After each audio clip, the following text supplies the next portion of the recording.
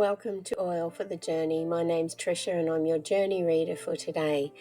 Today I'll be reading from 1 Samuel 19 to 22. Father, I just thank you today as we follow the Bridges for Peace reading plan, Ignite the Truth, that you give us wisdom. Open our eyes and our ears to hear what you have to say today through this word. Let's get started. Saul told his son Jonathan and all the attendants to kill David, but Jonathan had taken a great liking to David and warned him, "My father, Saul is looking for a chance to kill you. Be on your guard tomorrow morning, go into hiding and stay there. I will go out and stand with my father in the field where you are. I'll speak to him about you and will tell you what I find out." Jonathan spoke well of David to Saul his father and said to him, "Let not the king do wrong to his servant David. He has not wronged you, and what he has done has benefited you greatly. He took his life in his hands when he killed the Philistine. The Lord won a great victory for all Israel, and you saw it and were glad. Why then would you do a wrong to an innocent man like David by killing him for no reason?" Saul listened to Jonathan and took this oath, "As surely as the Lord lives, David will not be put to death." So Jonathan called David and told him the whole conversation. He brought him to Saul, and David was with Saul as before. Once more war broke out, and David went out and fought the Philistines. He struck them with such force that they fled before him. But an evil spirit from the Lord came on Saul as he was sitting in his house with his spear in his hand. While David was playing the lyre, Saul tried to pin him to the wall with his spear, but David eluded him as Saul drove the spear into the wall. That night, David made good his escape. Saul sent men to David's house to watch it and to kill him in the morning, but Michal, David's wife, warned him, "If you don't run for your life tonight, tomorrow you'll be killed." So Michal let David down through a window, and he fled and escaped. Then Michal took an idol and laid it on the bed, covering it with a garment and putting some goat's hair at the head. When Saul sent the men to capture David, Michal said, "He is ill." Then Saul sent the men back to see David and told them, "Bring him up to me in his bed so that I may kill him." But when the men entered, there was the idol in the bed, and at the head was some goat's hair. Saul said to Michal, "Why did you deceive me like this and send my enemy away so that he escaped?" Michal told him, "He said to me, 'Let me get away. Why should I kill you?'" When David had fled and made his escape, he went to Samuel at Ramah and told him all that Saul had done to him. Then he and Samuel went to Naioth and stayed there. Word came to Saul, "David is in Naioth at Ramah." So he sent men to capture him. But when they saw a group of prophets prophesying with Samuel standing there as their leader, the Spirit of God came on Saul's men, and they also prophesied.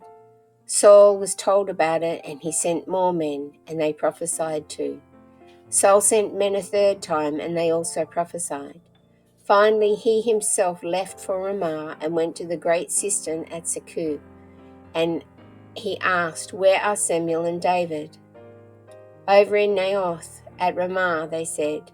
So Saul went to Naioth at Ramah, but the Spirit of God came even on him, and he walked along prophesying until he came to Naioth. He stripped off his garments, and he too prophesied in Samuel's presence. He lay naked all that day and all that night. This is why people say, "Is Saul also among the prophets?" Then David fled from Naioth at Ramah and went to Jonathan and asked, what have I done? What is my crime? How have I wronged your father, that he is trying to kill me?" "Never," Jonathan replied. "You are not going to die. Look, my father doesn't do anything, great or small, without letting me know. Why would he hide this from me? It isn't so."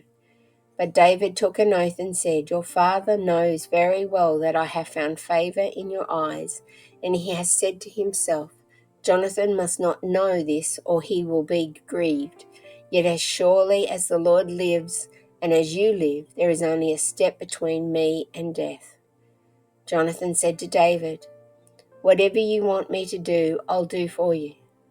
So David said, "Look, tomorrow is the new moon feast, and I am supposed to dine with the king, but let me go and hide in the field until the evening of the day after tomorrow. If your father misses me at all, tell him David earnestly asked my permission to hurry to Bethlehem, his hometown, because an annual sacrifice is being made there for his whole clan. If he says very well, then your servant is safe, but if he loses his temper, you can be sure that he is determined to harm me. As for you, show kindness to your servant, for you have brought him into a covenant with you before the Lord. If I am guilty, then kill me yourself. Why hand me over to your father?" "Never," Jonathan said. "If I had the least inkling that my father was determined to harm you, wouldn't I tell you?" David asked, "Who will tell me if your father answers you harshly?" "Come," Jonathan said, "let's go out into the field." So they went there together. Then Jonathan said to David, "I swear by the Lord, that God of Israel, that I will surely sound out my father by the time the day after tomorrow. If he is favorably disposed towards you, will I not send you word and let you know? But if my father intends to harm you, may the Lord deal with Jonathan, be it ever so severely. If I do not let you know and send you away in peace, may the Lord be with you as he has been with my father. But show me unfailing kindness like the Lord's kindness as long as I live, so that I may not be killed. And do not ever cut off your kindness from my family, not even when the Lord has cut off every one of David's enemies from the face of the earth." So Jonathan made a covenant with the house of David, saying, "May the Lord call David's enemies to account." And Jonathan had David reaffirm his oath out of love for him, because he loved him as he loved himself. Then Jonathan said to David, "Tomorrow is the new moon feast. You will be missed because your seat will be empty. The day after tomorrow, toward evening, go to the place where you hid when this terrible trouble began, and wait by the stone Ezel. I will shoot 3 arrows to the side of it, as though I was shooting at a target. Then I will send a boy and say, 'Go find the arrows.' If I say to him, 'Look, the arrows are on this side of you, bring them here.' Then come, because as surely as the Lord lives, you are safe, there is no danger. But if I say to the boy, 'Look, the arrows are beyond you,' then you must go beyond, because the Lord has sent you away.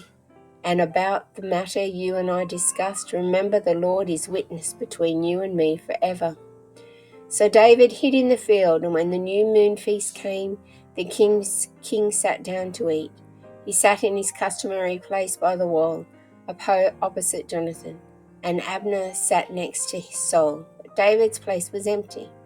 Saul said nothing that day, for he thought something must have happened to David to make him ceremonially unclean. Surely he is unclean. But the next day, the second day of the month, David's place was empty again. Then Saul said to his son Jonathan, "Why hasn't the son of Jesse come to the meal either yesterday or today?" Jonathan answered, "David earnestly asked me for permission to go to Bethlehem. He said, 'Let me go, because our family is observing a sacrifice in the town, and my brother has ordered me to be there. If I have found favor in your eyes, let me get away to see my brothers. That is why he has not come to the king's table.'" Saul's anger flared up at Jonathan, and he said to him, "You son of a perverse and rebellious woman, don't I know that you have sided with the son of Jesse to your own shame and to be the shame of the mother who bore you? As long as the son of Jesse lives on this earth, neither you nor your kingdom will be established. Now send someone to bring him to me, for he must die." "Why should he be put to death? What has he done?" Jonathan asked his father. But Saul hurled his spear at him to kill him. Then Jonathan knew that his father intended to kill David. Jonathan got up from the table in fierce anger. On the second day of the feast he did not eat, because he was grieved at his father's shameful treatment of David. In the morning Jonathan went out to the field for his meeting with David. He had a small boy with him, and he said to the boy, Run and find the arrows I shoot." As the boy ran, he shot an arrow beyond him. When the boy came to the place where Jonathan's arrow had fallen, Jonathan called out after him, "Isn't the arrow beyond you?" Then he shouted, "Hurry, go quickly, don't stop." The boy picked up the arrow and returned to his master. The boy knew nothing about all this. Only Jonathan and David knew. Then Jonathan gave his weapons to the boy and said, "Go carry them back to town."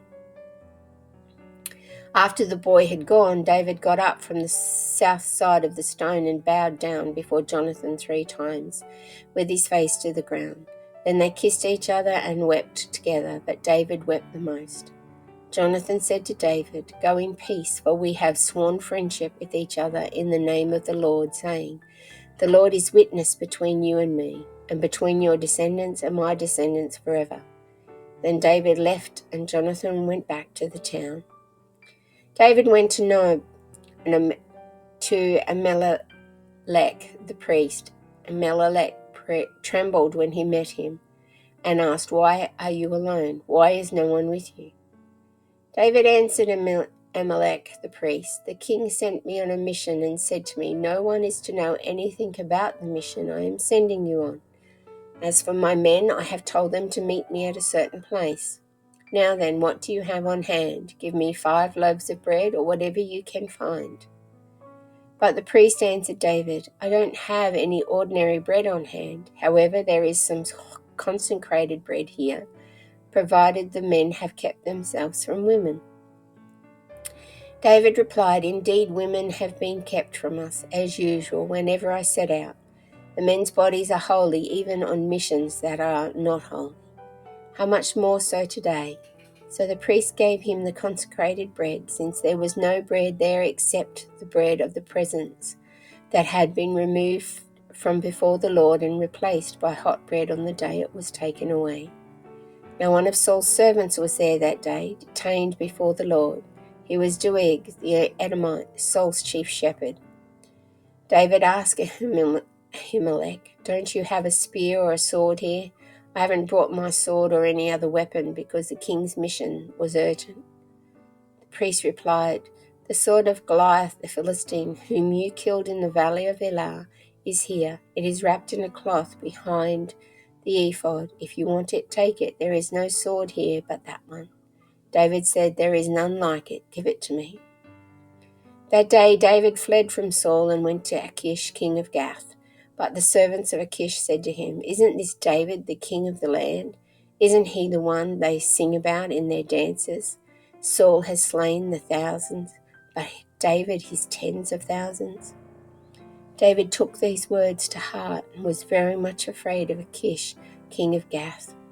So he pretended to be insane in their presence. And while he was in their hands, he acted like a madman, making marks on the doors of the gate and letting saliva run down his beard. Achish said to his servants, "Look at the man. He is insane. Why bring him to me? Am I so short of madmen that you have to bring this fellow here to carry on like this in front of me? Must this man come into my house?" David left Gath and escaped to the cave of Adullam. When his brother and his father's household heard about it, they went down to him there. All those who were in distress or in debt or discontented gathered around him, and he became their commander. About 400 men were with him. From there David went to Mizpah in Moab and said to the king of Moab, "Would you let my father and mother come and stay with you until I learn what God will do for me?" So he left them with the king of Moab, and they stayed with him as long as David was in the stronghold. But the prophet Gad said to David, "Do not stay in the stronghold. Go into the land of Judah." So David left and went to the forest of Hereth. Now Saul heard that David and his men had been discovered, and Saul was seated, spear in hand, under the tamarisk tree on the hill of Gibeah, with all his officials standing at his side. He said to them, "Listen, men of Benjamin. Will the son of Jesse give all of you fields and vineyards? Will he make all of you commanders of thousands and commanders of hundreds?" Is that why you have all conspired against me? No one tells me when my son makes a covenant with the son of Jesse. None of you is concerned about me or tells me that my son has incited my servant to lie in wait for me, as he does today. But Doeg the Edomite, who was standing with Saul's officials, said, I saw the son of Jesse come in to Ahimelech, son of Ahitub at Nob. Ahimelech inquired of the Lord for him. He also gave him provisions and the sword of Goliath the Philistine. Then the king sent for the priest Ahimelech, son of Ahitub, and all the men of his family, who were the priests at Nob, and they all came to the king. Saul said, Listen now, son of Ahitub. Yes, my lord, he answered. Saul said to him, Why have you conspired against me, you and the son of Jesse, giving him bread and a sword and inquiring of God for him, so that he has rebelled against me and lies in wait for me as he does today? Ahimelech answered the king, Who of all your servants is as loyal as David, the king's son-in-law, captain of your bodyguard and highly respected in your household? Was that day the first time I inquired of God for him?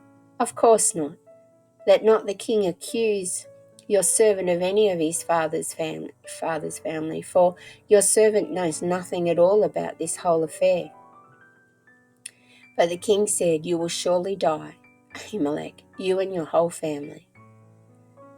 Then the king ordered the guards at his side, Turn and kill the priests of the Lord, because they too have sided with David. They knew he was fleeing, yet they did not tell me. But the king's officials were unwilling to raise a hand to strike the priests of the Lord. The king then ordered Doeg, You turn and you strike down the priests. So Doeg the Edomite turned and struck them down. That day he killed 85 men who wore the linen ephod.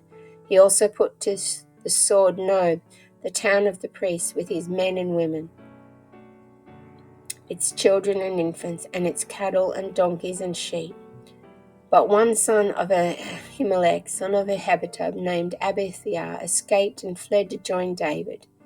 He told David that Saul had killed the priests of the Lord. Then David said to Abithiar that day, when the Doeg the Edomite was there, I knew he would be sure to tell Saul, I am responsible for the death of your whole family.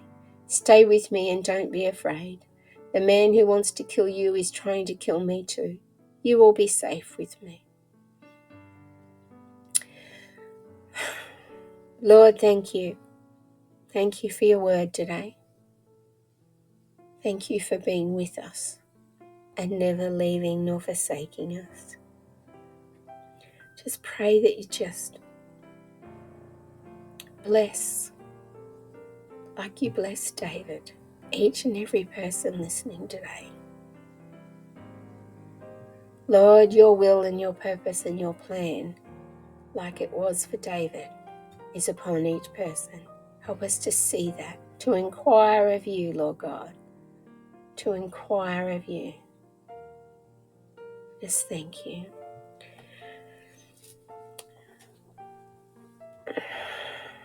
As you go out today, have a look on YouTube, Instagram, Facebook, and Twitter, and feel free to comment. Be blessed, and thank you for listening to Oil for the Journey.